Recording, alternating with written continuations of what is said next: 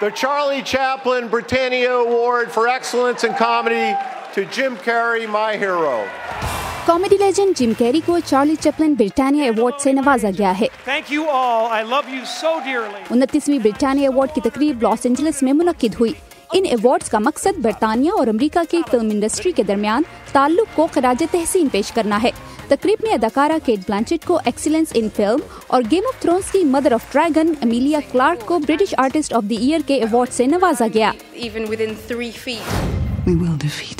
और Game of thrones का आखिरी सीजन अगले साल रिलीज होगा, लेकिन इससे पहले ही इस सीरीज के प्रीक्वल पर काम शुरू हो गया है। इसके लिए HBO ने ऑस्कर नॉमिनेटेड अदाकारा नोमी वॉट्स को कास्ट किया है। नोमी के किरदार का नाम तो नहीं बताया गया, लेकिन वो एक ऐसी पुरकशिश खातून के तौर पर नजर आएंगी जो एक भयानक राज छुपा रही हैं। अगर इस ड्रामे को HBO ने नशर करने का फैसला कर लिया तो इसे गेम ऑफ थ्रोन्स के फैन 2020 में देख सकेंगे।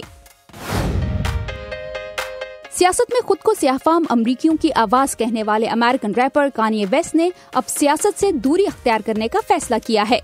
ट्विटर पर एक पैगाम में उन्होंने कहा कि उनकी आंखें खुल गई हैं और वो जान गए हैं कि इन्हें ऐसा पैगाम फैलाने के लिए इस्तेमाल किया जा रहा था जिस पर वो यकीन नहीं रखते। कान्ये वेस्ट सदर डोनाल्ड ट्रंप के बड़े हामी रहे हैं और हाल ही में उनसे व्हाइट हाउस में मिले भी, लेकिन इस मौके पर कान्ये के रवैये ने बहुत सौ को हैरान और परेशान कर दिया था।